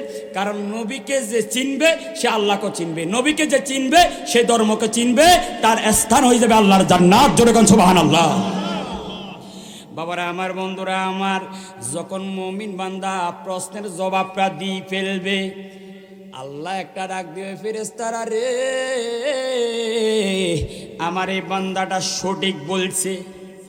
ও ফেরেশতারা রে, আমার এই বান্দাটা হক বলছে, সঠিক বলছে, মিথ্যা বলে না। তোমরা একটা কাজ করো ফেরেশতারা, আমার এই বান্দাটা দুনিয়া থেকে আসার টাইমে একটা পাতলা কাপড় পরিধান করে আসছে। আমার এই বান্দাটা শরীরের মধ্যে ঠান্ডা লাগতেছে রে ফেরেশতারা, আলবেসুহু মিনাল জান্নাহ, আমার এই বান্দাটার শরীরের মধ্যে জান্নাতের পোশাক পরিধান করায় দাও। জোরে গান সুবহানাল্লাহ। বন্ধুরা রে, বাবারা রে, আল্লাহ ডাক দেবে, ফেরেশতারা রে, আমার এই বান্দার কবরের মধ্যে নিচে কোনো কিচ্ছু নাই, মাটি আর মাটি। আমার এই বান্দাটা ঠান্ডা লাগতেছে, কষ্ট পাচ্ছে। ও আফরিশুহু মিনাল জান্নাহ, আমার এই বান্দাটার কবরের মধ্যে জান্নাতের বিছানা বিছায় দাও। ও ফেরেশতারা, শুধু তাই নয়, আমার এই বান্দাটার কবরটাকে জান্নাতের সাথে কানেকশন করে দাও। এবার ফেরেশতারা জান্নাতি পোশাক পরিধান করায় দিবে, জান্নাতি বিছানা বিছাই দিবে।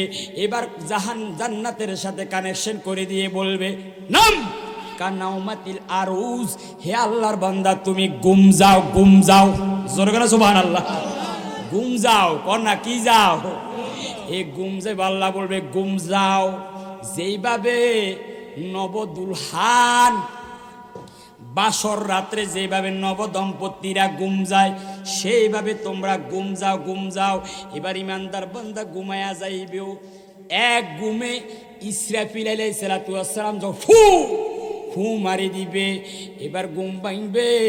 এবার ইসরাফিলের ফুয়ের সাথে সাথে যখন ঘুমটা ভাঙবে, বলবে কতক্ষণ ঘুমাইছো? অল্প কিছুক্ষণ আগে ঘুমাইছি।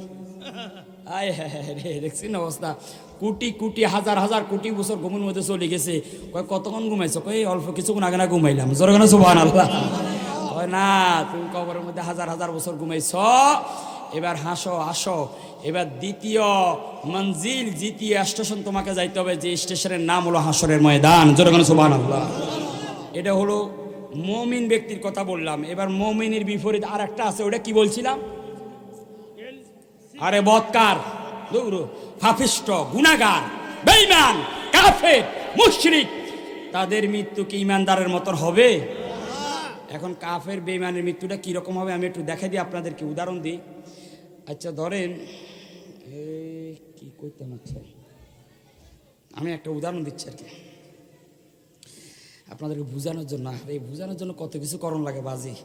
আমরা তো শিক্ষক মানুষ, ক্লাস করতে গেলে ছাত্রদেরকে কীভাবে ভিতরে ঢুকাইতে হবে আমাদের এটা চিন্তা থাকে। কারণ ছাত্র যদি ক্লাসে শিক্ষক থেকে না বুঝে নিতে পারে, তাইলে এই শিক্ষক থেকে ছাত্র কী শিখব? তো সেই জন্য আমি আমার মসজিদে আলোচনা করি। ঠিক আমি ছাত্র করে যেভাবে পড়াই এইভাবে। ধরেন এটা তুলা, এটা হলো তুলা ধরে নিলাম, তুলা, খুব খেয়াল করবেন, তুলা। আমি তুলাটারও ধরেন এখানে রাখলাম। এটা হলো ফানি, এটা হলো ফানি, তুলা, এটা ধরেন তুলা এখানে রাখলাম, খুব খেয়াল করবেন। এবার আমি একটা সাক্কি নিলাম।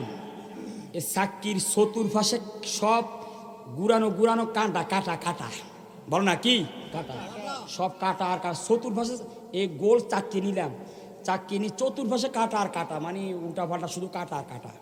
আচ্ছা বলেন, এখন আমি এই তুলাটা ফানির ভিতরে ঢুকাই, রাখলাম, রাখার পরে এবারে তুলার ভিতরে আমি সাক্কিটা ঢুকাই দিলাম, অথবা তুলা শুকনা, এই তুলা শুকনা ধরেন, শুকনার ভিতরে আমি সাক্কি ঢুকাইছি, এই কাঁটা যুক্ত ঢুকাই। এবার এটার উপর আমি ফানি দিয়ে দিলাম।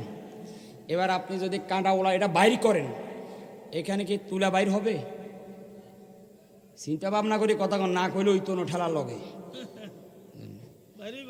ধরেন আমি বলি ফুরাটা হলো চতুর্পাশে কাঁটা আর কাঁটা, উল্টা পাল্টা, মানে এরকম উল্টা পাল্টা, শুধু কাঁটা আর কাঁটা, সাক্ষী আর কি। এবারে বিশাল বড় তুলা, এই সাক্ষীটারে তুলার ভিতরে ঢুকাই দিচ্ছে, ঢুকাই দিয়ে এবার উপর দিয়ে ফানি দিয়ে এবার এটা সাক্ষীটা টান মারছেন। এখন কি তুলা সহ আসবে না তুলা সারা আসবে? হ্যাঁ হ্যাঁ, না বিপদ দুই বাটি হয়ে গেছে কিন্তু। আপনারা কনসেপ্ট কি, তুলা সারা আইব না তুলা সহ আইব? হ্যাঁ হ্যাঁ হ্যাঁ, তুলা সহ, হ্যাঁ এই তো লাইন তুলা সহ। আরে আর ফানি না দিলেও তো এমন টানলে তো তুলা সবাই, কারণ এটা চতুর্পাশ কাঁটা আর কাঁটা, তো এটা বুঝি তুলা তো নরম জিনিস, এমন টান মারলেও তো তুলা আসবে ফানি না দিলে, আর ফানি দিলে তো আরো বেশি আসবে। তাইলে আমার নবী কি বলেন জানেন?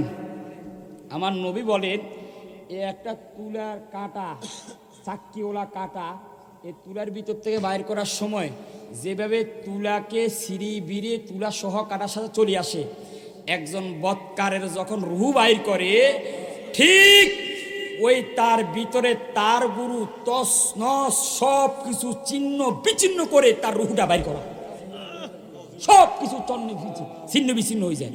তাইলে এবার বোঝেন, তাহলে বৎকারের এই যে রুহুটা বাইর করবে এটা কি সহজ নাকি কষ্ট? এবার এই বৎকার রুহু বাইর করার পর একটা পাত্রের মধ্যে নিবে, নেওয়ার পর যখন ফেরেশতারা রওনা দিবে, বলবে এটা কার রুহু? অমুকের ভিতরে। গন্ধ বাইরে কোন তাড়াতাড়ি। আল্লাহ বলবেন তারা যত তাড়াতাড়ি পারো সিজ্জিনি নিয়ে যাও, আল্লাহ বলবেন তাড়াতাড়ি নিয়ে যাও। ফেরেশতারা সিজ্জিনি নিয়ে তার আমলনামা লিপিবদ্ধ করবেন, করার পরে এই দিক দিয়ে তার আত্মীয় স্বজন যারা আছেন, এই আত্মীয় স্বজনরা কী করবে জানেননি? তার জন্য কারে গোসল করাবেন, কাফন পরাই লাশ নিয়ে রওনা দিবেন।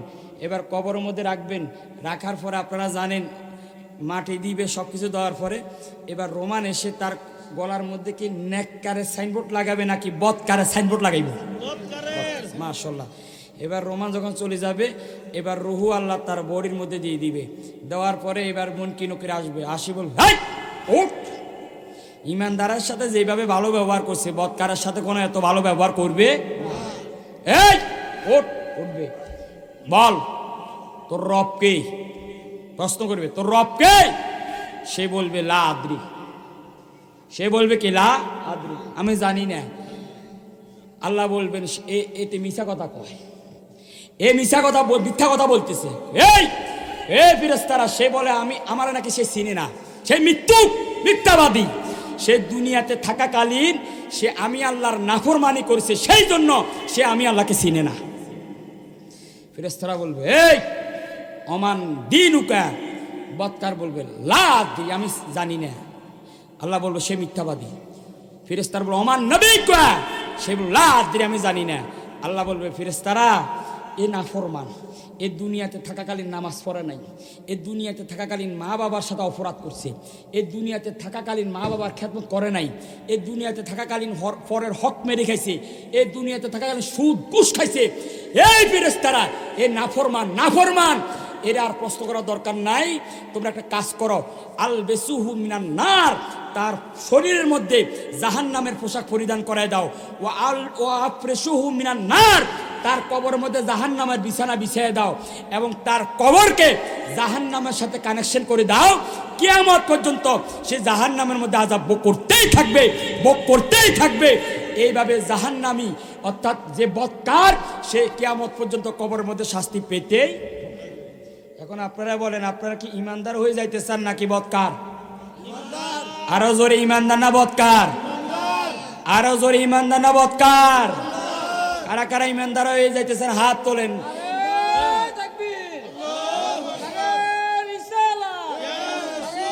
মোল্লা, ইমানদারের আওয়াজ কি এত ছোট? আমরা কোন দেশে বসবাস করি?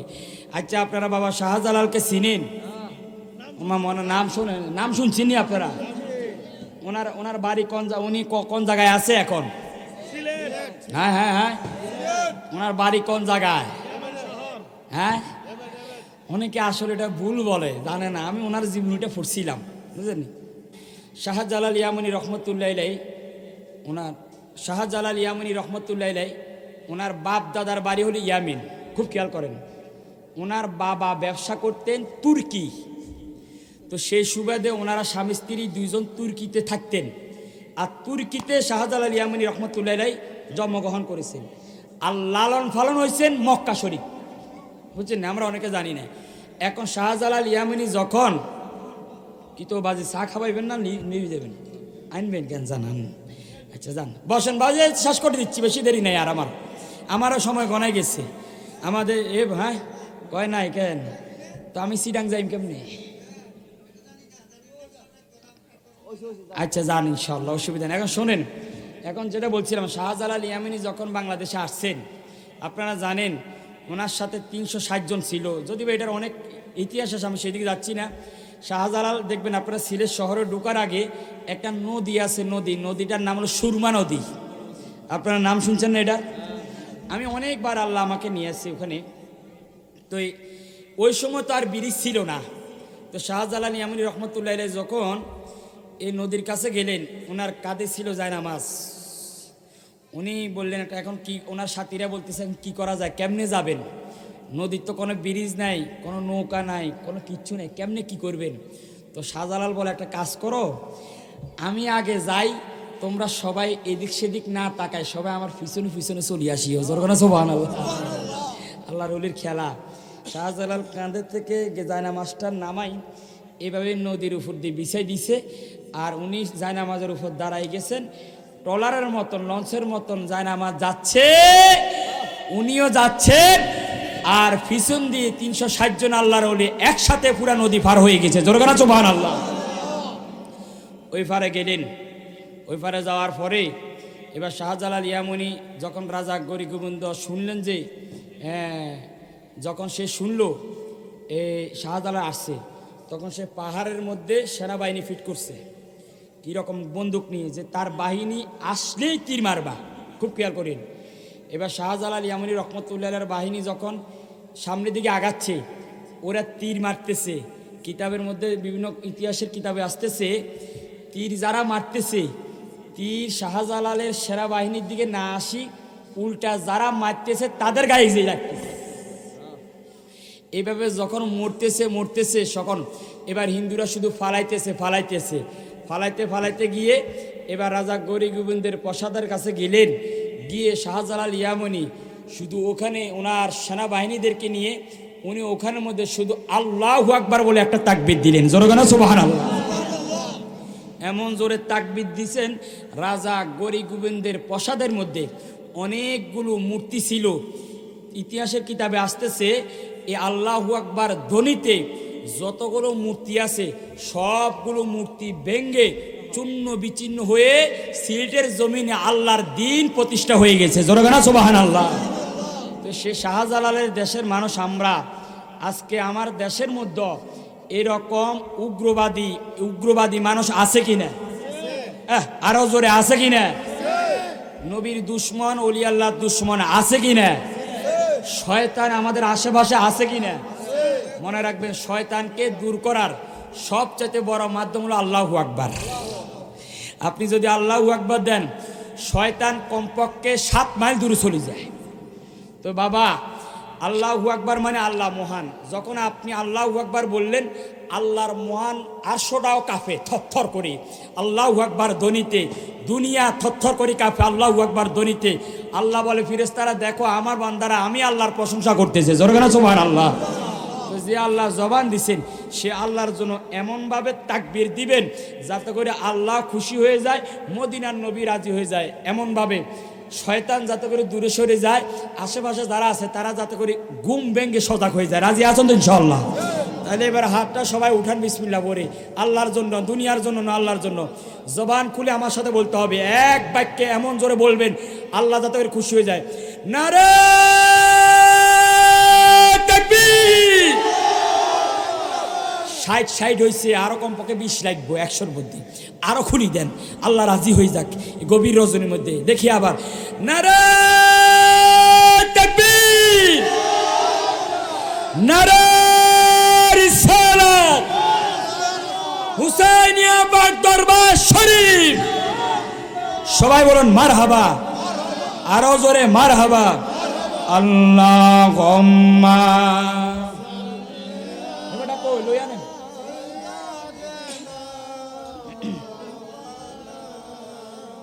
ওয়ালা আলি সাইয়্যিদিনা।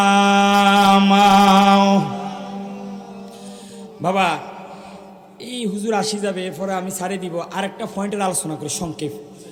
পয়েন্টটা হলো, কবরের মধ্যে কেন আযাব হয়, কি কি কারণে আযাব হয়। 2টা হাদিস বলে শেষ করে দিই। 2টা হাদিস ভালো করে খেয়াল করেন বাবারা, আমার বন্ধুরা আমার। এখন আপনারা জানেন আমি প্রথমে মৃত্যু কি আমি সেটা বললাম, দ্বিতীয় নাম্বার মৃত্যু কেন বিভিন্ন জায়গা হয় আমি সেটা বললাম, তৃতীয় নাম্বার মৃত্যুর কষ্টকে আমি সেটা বললাম। চতুর্থ নাম্বার ইমানদারের মৃত্যু কেমন, বদকারের মৃত্যু কেমন আমি সেটা বললাম। এবার পঞ্চম নাম্বার, আপনারা জানেন একজন মানুষ দুনিয়াতে আসার আগে সেই ছিল আলমে আরওয়ার মধ্যে, আলমে আরওয়া থেকে সে আসলো মায়ের গর্ভের মধ্যে, মায়ের গর্ভ থেকে সে আসলো দুনিয়ার মধ্যে। এবার দুনিয়া থেকে এবার সে যেই জায়গার মধ্যে যাবে ওই জায়গাটা হলো দুনিয়া এবং আখেরাতের মাঝখানের জায়গা, যেই জায়গাটার নাম হলো আলমে বারজক, কবর জগৎ। অর্থাৎ দুনিয়া এবং আখেরাতের মাঝখানে জায়গার নাম হলো কবর জগৎ। এখন বাবারা আমার কবর জগৎ, কবরটা কেমন মনে রাখবেন। আমার নবীজির সাহাবী ওসমান, যাকে আমার নবী দুইজন কন্যা যার কাছে বিবাহ দিয়েছেন। আমরা আগামীকাল খুতবা পড়ব, খুতবার মধ্যে আমরা পড়ব জিন্নুরাইন, দুই নূরের মালিক, দুই নূরের মালিক। বন্ধুরা আমার ওসমানকে বলা হয় দুই নূরের মালিক। কেন? কারণ ওসমান আমার নবীজির দুইজন কন্যাকে বিবাহ করেছেন। তার মানে একজন কন্যা একটা নূর, আর একজন কন্যা আরেকটা নূর। এই দুইজন কন্যাকে বিবাহ করার কারণে তিনি কয়টা নূরের মালিক? আরো জোরে, কয়টা? তার মানে বোঝা যায় নবীর মেয়েরা নূর নাকি মাটি? কি বলে না, কি কি কি মেয়েরা যদি নূরের হয়, এখন বলেন নবী কি মাটি? মনে রাখবেন মানুষকে আল্লাহ 5 প্রকার জিনিস থেকে, পদার্থ থেকে আল্লাহ তৈরি করেছেন। বাবা আদমকে অরিজিনাল মাটি থেকে আল্লাহ তৈরি করেছেন, হাওয়াকে মাটি থেকে নয় হাড্ডি থেকে তৈরি করেছেন, ঈসা রুহুল্লাহকে আল্লাহ বাতাস থেকে তৈরি করেছেন। আর আমরা কোনো বীজের, আমরা কোনো বাতাসের তৈরি নয়, আমরা কোনো হাড্ডির তৈরি নয়, আমরা কোনো মাটির তৈরি নয়। আল্লাহ আমাদেরকে তৈরি করছেন মিন আলাকিন মিন নুতফাতিন, বাবা মায়ের নুতফা থেকে আল্লাহ তৈরি করেছেন। আর আমার মদিনার নবীকে আমার আল্লাহ নবীজির নূর মোবারক দিয়ে তৈরি করেছেন। জোরে কোন সুবহানাল্লাহ। তাহলে সবাই মানুষ, বাবা সবাই কি মানুষ? কেউ মাটির, কেউ হাড্ডির, কেউ বাতাস, কেউ নুতফা, কেউ নূর। এখন বাবার আমার, বন্ধুরা আমার, সে ওসমান সারাদিন তিনি বিভিন্ন জায়গা যাইতেন। যখন কবরের কাছে যাইতেন ওসমানের চোখ দিয়ে পানি পড়ত। ওসমান হাউমাউ করে কান্নাকাটি শুরু করে দিতেন। একদিন সাহাবীরা প্রশ্ন করল, ওসমান আপনি তো এমন একজন সাহাবী, আপনি তো নবীজির দুইজন কন্যাকে বিবাহ করেছেন, আপনি তো এমন একজন সাহাবী, আপনাকে নবী এই দুনিয়ার মধ্যে জান্নাতি ঘোষণা করেছেন। আপনি তো এমন একজন সাহাবী, আপনাকে তো নবীজি জান্নাতের মধ্যে কক্ষের মালিক বানাইছে, আপনাকে তো হাউজে কাউসারের অংশের মালিক বানাইছে। ও ওসমান, এত কিছু পাওয়ার পরও আপনি কবর দেখতে কেন কান্দেন? কারণটা কি? ওসমান ডাক দিয়ে কো, দুনিয়ার মানুষেরা রে, পৃথিবীর মানুষেরা, আমি ওসমান এই জন্য কান্দি, কারণ একজন মানুষের আখিরাতের মধ্যে 5টা স্টেশন। এই প্রথম স্টেশনের নাম হলো কবর। আরো জোরে কেন সুবহানাল্লাহ।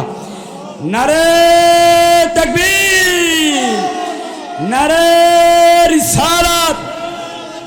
হযরত মাওলানা জহিরুল ইসলাম আল কাদেরী সাহেব, সবাই বলেন নারে তাকবীর, মারহাবা। আরো জোর করে মারহাবা।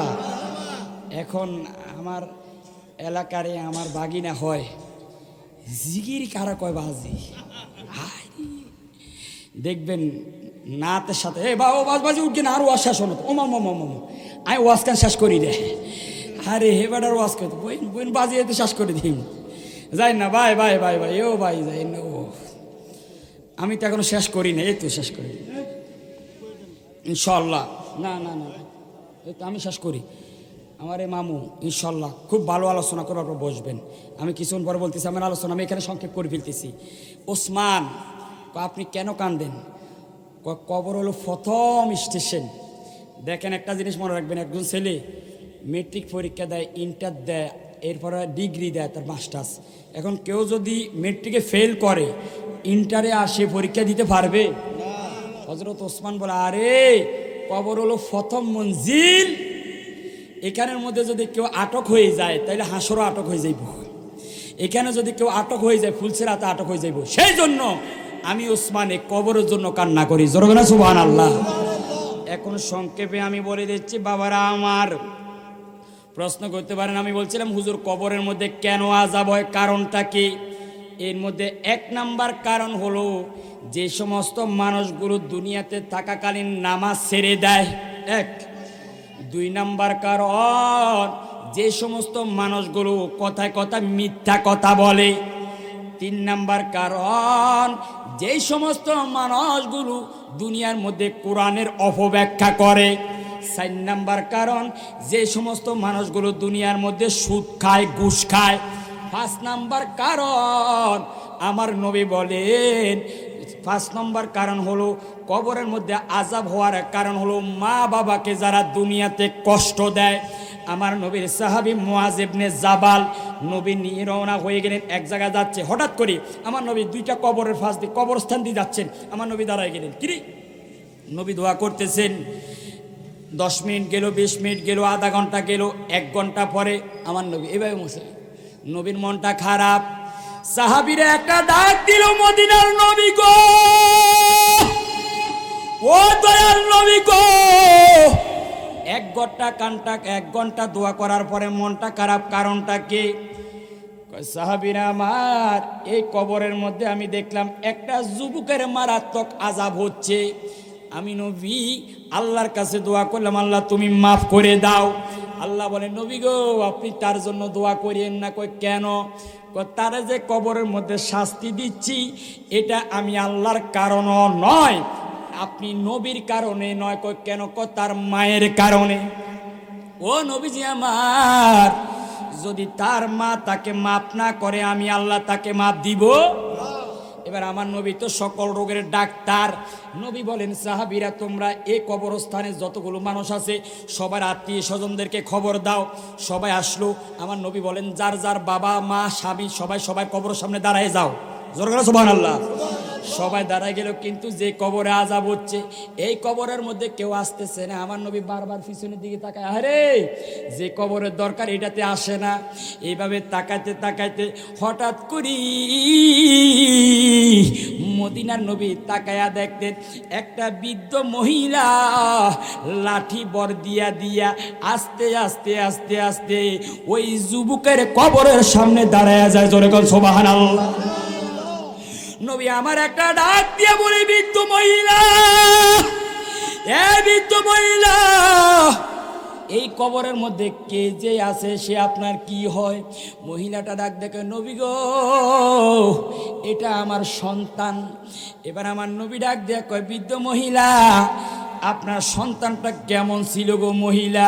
মহিলাটা হাউমাউ করে কান্নাকারি শুরু থেকে, নবী গো আমার এই সন্তানটা এত বেশি খারাপ ছিল, আমি মায়ের মাথা থেকে পা পর্যন্ত এমন কোনো জায়গা নাই সে লাথি মারে নাই গো নবীজি আমার।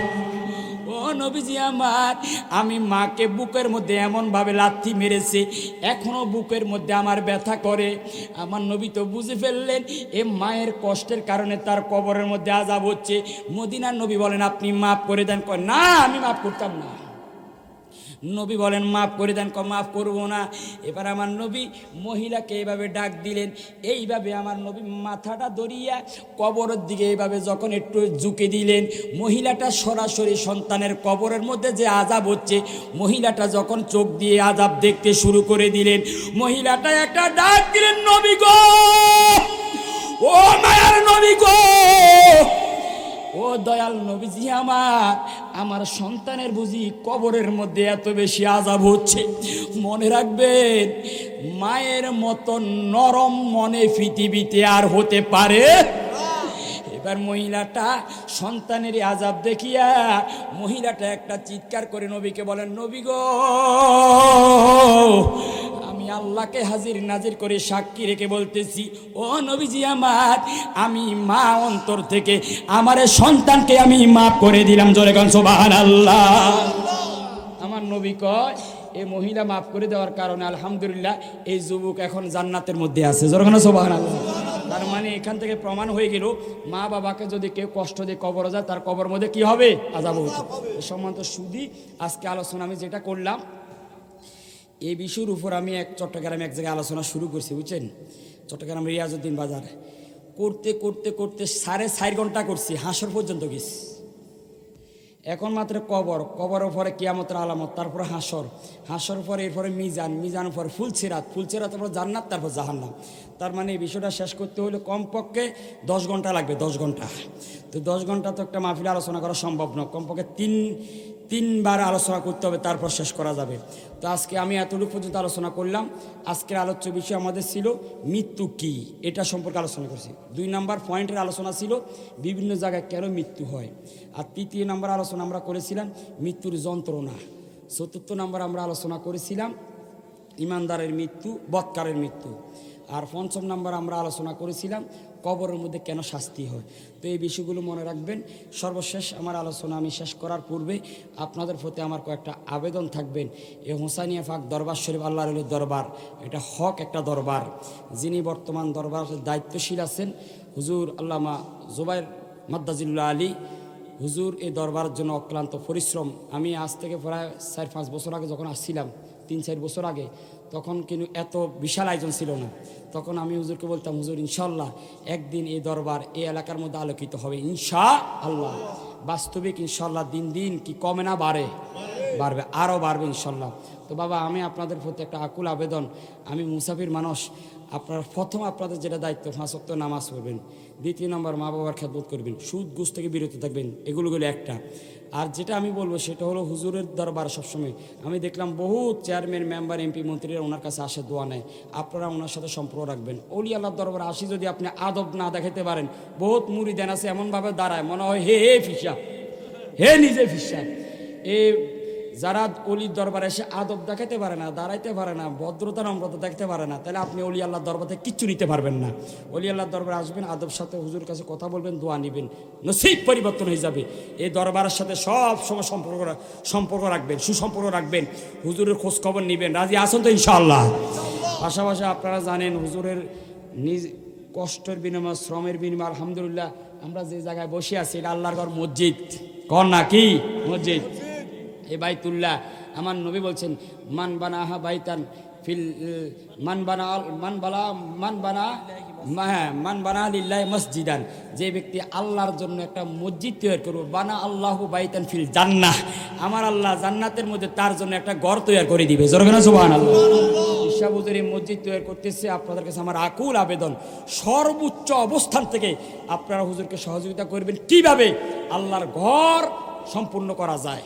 আগামী বছর ইনশাআল্লাহ 2-1 বছরের মধ্যে আল্লাহর ঘরের কাজ যাতে করে সম্পূর্ণ হয়ে যায়, আপনারা হুজুরকে সহযোগিতা করবেন। রাজি আছেন তো ইনশাআল্লাহ?